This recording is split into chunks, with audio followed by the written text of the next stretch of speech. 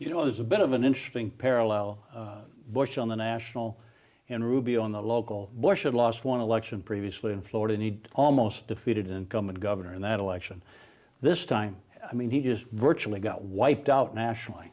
In Florida, Marco Rubio got wiped out in his home state. What happened to Marco Rubio, John? Well, I think Rubio really was struggling for an identity, I think, in this race in a way. He was, again, a first-generation Hispanic candidate who had a compelling personal story, but really policy-wise, he was pretty phlegmatic. You know, he's kind of like all over the field in many respects.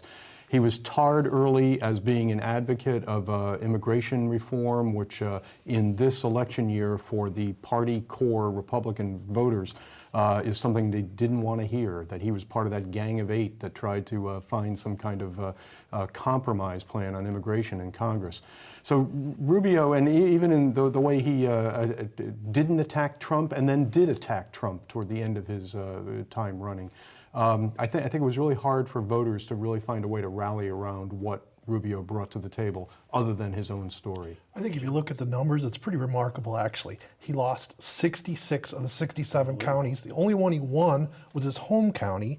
He also lost, he finished 3rd in a lot of the rural counties in North Florida and South Central Florida. He lost to Cruz in a lot of those counties, which indicates to me that he really doesn't have that much of a statewide presence. You know, I mean, he has gotten a lot of national attention over the past year or two. He was going to be Time magazine. He was going to be the savior of the party, all that stuff. But I'm not sure he did the work in the home base. I mean, I don't know how you can be a sitting U.S. senator in your own state and not do better than that. But I mean, part of it is the Trump phenomena, but also you would think that he would have a network and a base out there in his home state that he could do better than that. You know, Jim, that observation leads you to the question is, does he have a political future in Florida?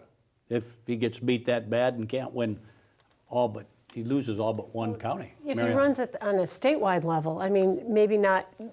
I do think that he can be resurrected if he wants to be. I think statewide it's a lot different than running for president. And you know, but you're right. What he did not do is establish the machine in an effective way. His campaign, I think, was very well run nationally, but I think when it came to the local state, we were saying he barely had offices. He was not doing the grassroots work he needed in Florida.